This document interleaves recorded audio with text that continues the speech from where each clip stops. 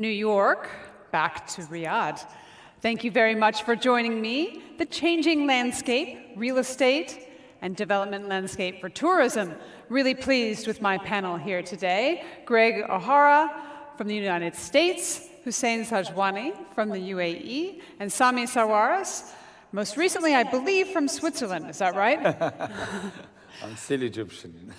So let me get, first of all, a snapshot into what you think your lives will be. We heard from the Accor CEO this morning, who told us he was expecting to lose 20% of his business travelers. Martin Sorrell told us business travel never coming back like it was. You all travel for work. You all use Zoom, I imagine. No one really loves it, but it is efficient. So briefly, how will business travel change for the three of you? Greg? Well, it's part of our core business. I'm the chairman of American Express Global Business Travel, which is probably the biggest business travel company in the world. And so we're writing a recovery in business travel of 80% in 2019 and 2023. So I agree with Sebastian, I usually do anyway, but I agree with what Sebastian said this morning. We think business travel will come off. We've got a pretty good beat on that because we can actually poll the companies that we respond to. But I think it's going to come off in different ways. The biggest thing you'll see, I think, is a big decline over the next couple of years in large meetings and events. And that's usually responsible for about 30% of business travel. Okay. Hussain? I tend to agree. I think we see a drastic demand, lower demand for the business travel. It will be there, but instead of me making 10 trips in a year, I probably make 5 or 6 and substitute the other 3, 4 with Zoom. Zoom, as you said, has major factor, and we were all uncomfortable to use this technology 2 years ago. Now, every day I have half a dozen Zooms at least. So business travel will come down.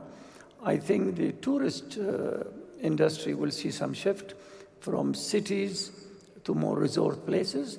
People more and more explored in the last 1 year islands and resorts, and they find them more safe and more relaxed. So I think it's another good news for the hotel industry from that point of view.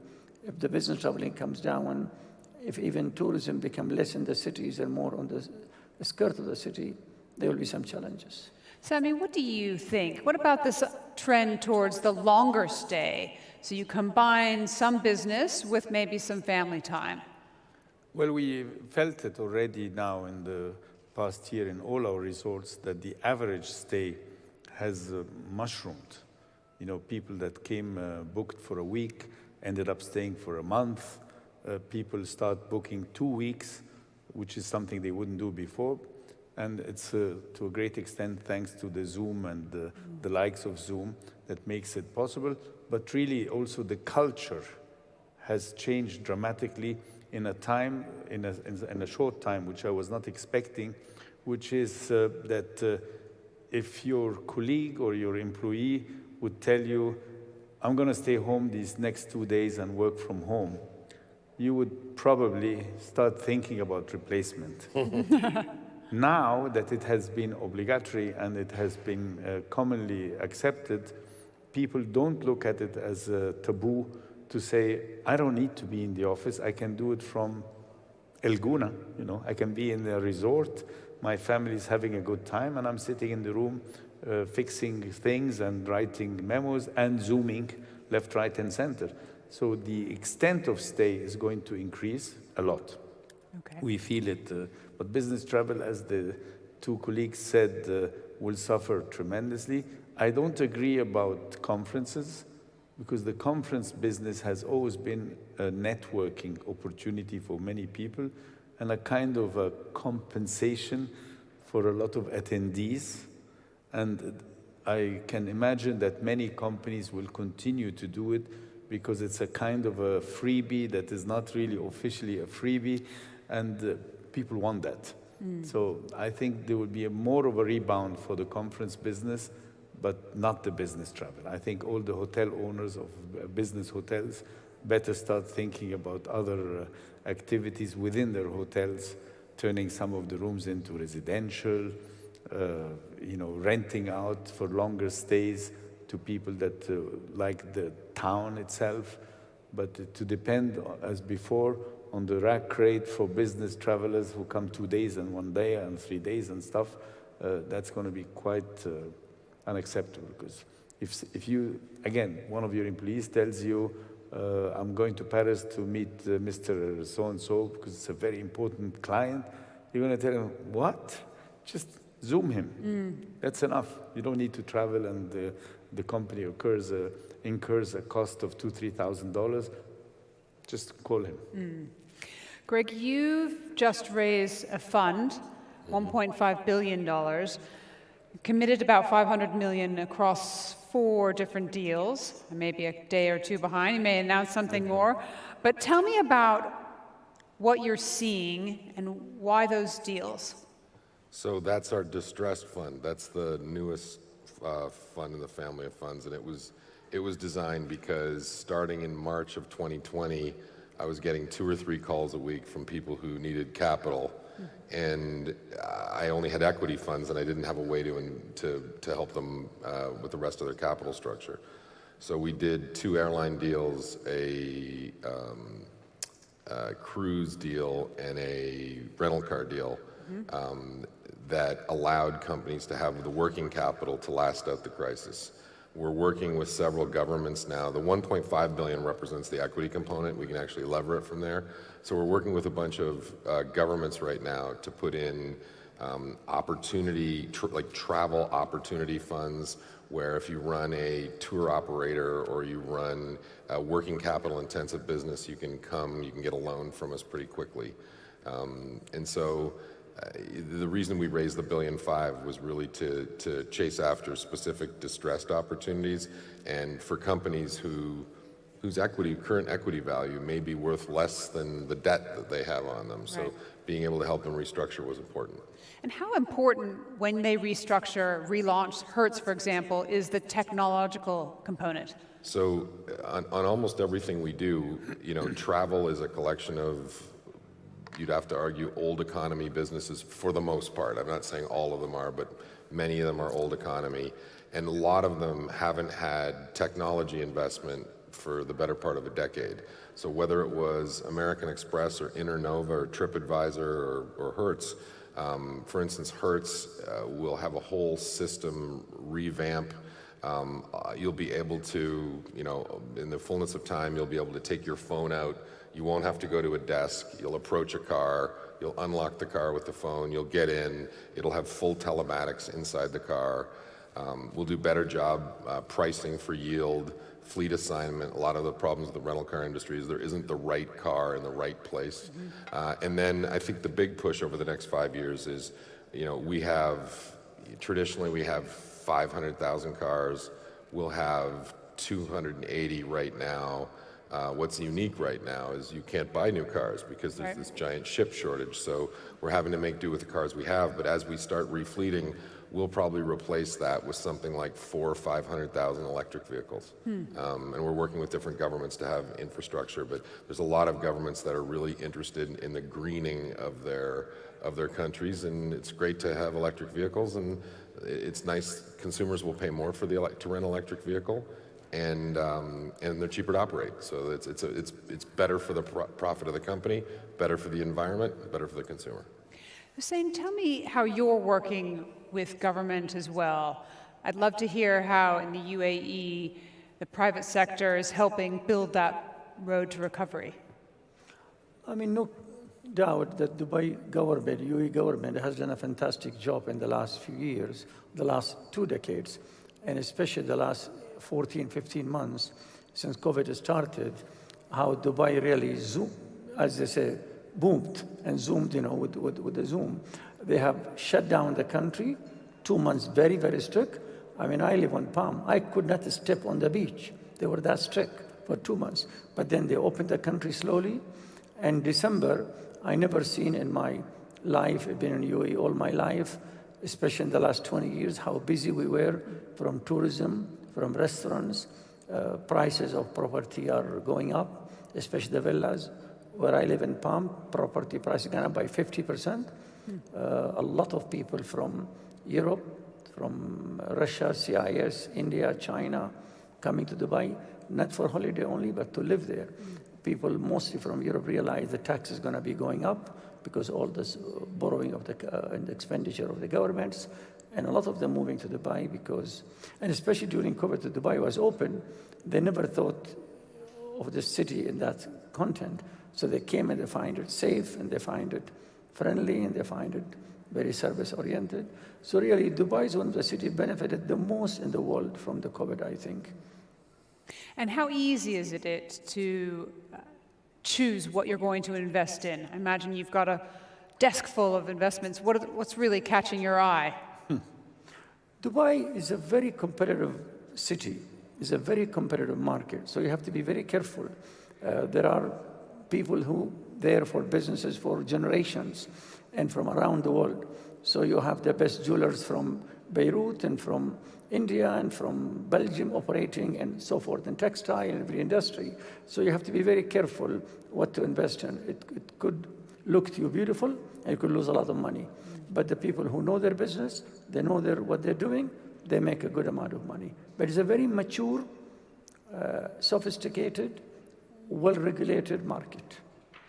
Sammy, tell me what's on your mind. I know that you think a lot about co-investment, for example. How can we encourage governments to partner with people like you? Well, I think the road to recovery of the private sector, the traditional private sector, involvement in investments to grow the country's tourism sector or real estate sector is going to continue to suffer.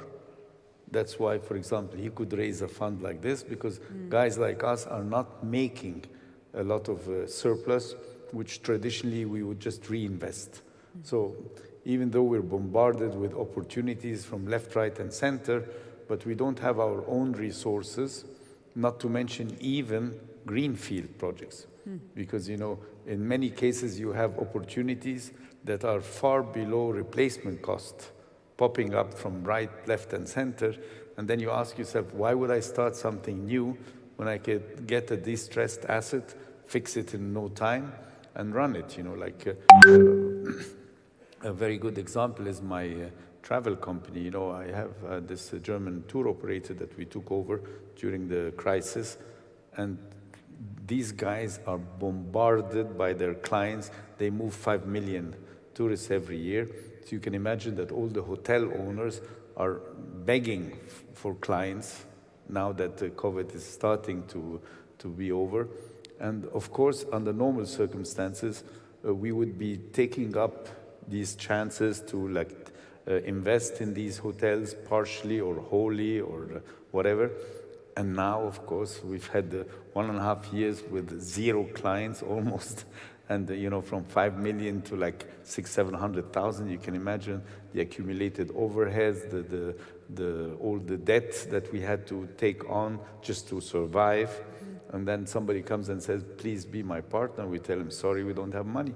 Yeah. So even for greenfield projects, where a lot of governments are now very eager to attract new investors, they will find that most of us are not really able to put aside the amounts that would be needed for such fresh investments.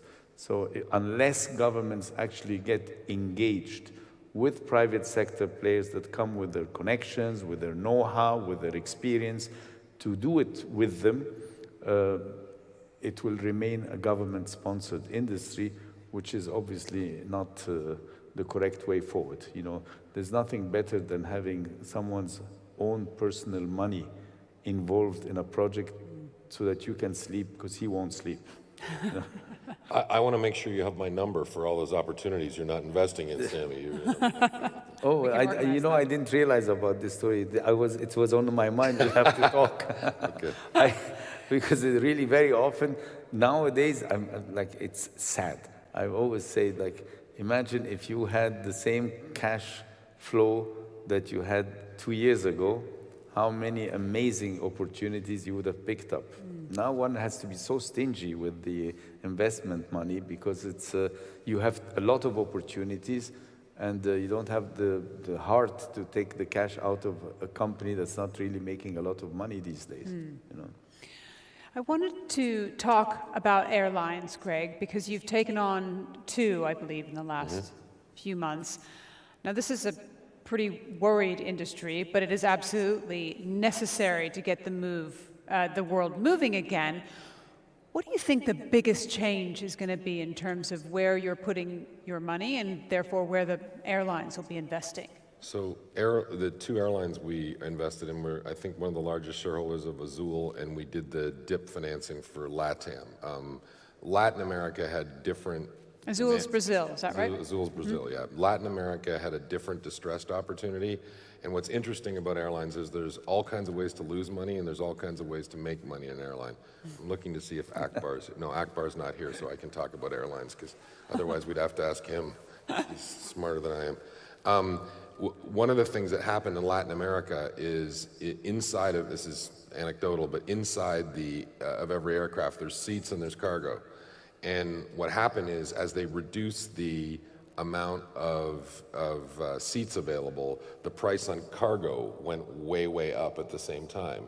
So what ended up happening is, in Latin America, you fly perishables north and you fly durables south. So the cargo planes are loaded both ways. So my investment are both secured investments. They're secured by the cargo businesses of those airlines, and the cargo businesses in 2020 made 4 times what they made in 2019. So it was an easy investment to make. If we flew the passengers around for free, which if anyone's listening in Latin America, we're not doing that. Right. But if we flew them around for free, we would have done well. So I think. You know, the secular trends, we heard them today, everyone's right. Wellness is a secular trend. Mr. Sajwani owns a beautiful resort in Switzerland called Andermatt, and it has a great hotel, great spas, outdoor activities. I'm selling it for you, Sammy. And so things like that, destinations like that are going to be correct. My colleague here said that people are going to they're going to stay away from cities and go to resorts and things like that, and that's going to be destination tourism. We're seeing a huge pickup on that. Like, for instance, in the United States, try to rent a car in the United States anywhere that they're all sold out every weekend, all the time. You can't rent them. So I think wellness will be a big thing, destination, activities, you know, and then I think people who are going to get capital and people who are going to get tourists are the people. I don't know how everyone else said it. I say it like certainty, right? So for instance, like, if you had told me, all due respect to the rest of the EU, if you had told me that 3 years ago that Greece was going to be the shining example of economic and fiscal discipline and could manage through a crisis like this, I would have said never. So the Prime Minister and Harry and those people have done a great job. So we're seeing Croatia, Iceland, Greece for this summer, bookings off the chart, and the only thing those people have in common is that you know exactly what you need to do to get there, and you can do it, and you can come back, and they can charge almost anything they want. And so I think there's a lot of capital that are going to go to governments, to Mr. Sajwani's point, that are going to go to governments that can provide certainty and sensibility to the traveling public. If you do that, you'll get the visitors. And we're seeing that in Saudi and UAE. UAE did the same thing. Like, it might be difficult to get in and out of Dubai, but you know what you have to do, you know what you have to test, you know the app you have to download, so people go. It's also this idea of digital nomads, right? I can work from home, so why don't I come and work in Andermatt or in Dubai? What can governments do along with the private sector to encourage people to do that? To encourage to work from home? Well, but from Dubai. So if I live in London, why do I need to stay in London? I could move to Dubai for 6 months. They want your money. I mean, some of the decision Dubai government or UAE government has taken in the last 12 months were amazing and were shocked to me, even though I live in that country and I was born there. For the last 10 years, the debate was going on that foreigners can own 100% LLC company. It was not allowed, only 49. They took a decision 6 months ago. Foreigners can own 100%. That's a mega decision, because we have surveyed around the world and looking for a place where you register a company where you pay zero taxes and own 100%, and there is none. Ireland, you pay 12%. Luxembourg, you pay 7, 10, 12%, or dividend tax. Dubai has zero dividend tax, zero corporate tax, and now you can register your company 100%, which is a major decision. Another decision they have taken, they're now giving passport to a lot of people who've been in Dubai for more than 20 years, which was never happened before. Apart from, of course, you can buy your own house and freehold and all that. So from that point of view, Dubai is very much welcoming foreigners, and a lot of people feeling very comfortable. I have met dozens of people in the last 6 months from different parts of the world. They're moving their families, and they're buying homes in Dubai and moving their businesses. Thank you so much. We're out of time. Thank you very much, gentlemen, for your time talking about investment in the future of real estate and tourism. And next up, I am delighted to hand over to Jane Witherspoon, and she's the bureau chief in Dubai Bureau News.